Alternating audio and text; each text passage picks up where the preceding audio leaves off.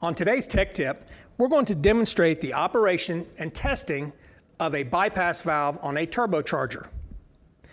This bypass valve is vacuum actuated. And so one way to test it is to actually remove it from the turbocharger itself, apply a vacuum to the valve, and make sure that it holds a vacuum without popping off. As vacuum is released, the spring will return the valve back to its closed position. The way this operates is the valve sits here on the inlet side of the turbocharger. When the valve is pulled up, it opens this passage.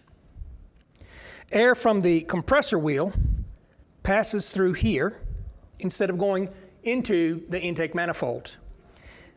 It then continues its journey back to the inlet boot between the air filter and the turbo housing itself. In this way, air is recycled from the compressor through the inlet tube, so it does not reach the intake manifold.